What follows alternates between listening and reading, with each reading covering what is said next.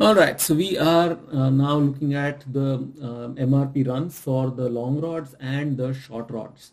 So the long rods are going to be run, they are the child of the rack assembly, long rods as well as short rods. So their gross requirements comes from the planned order release of the rack assembly. And again, very straightforward. We have order policy of 200 units for both. In week 5, remember, we are ordering twice the ordering policy for the short rods, but we will assume that that's allowed. And yeah, if we continue with this, we should have enough and all the products, and we should be able to manufacture whatever is planned and deliver it to the customers at the right time.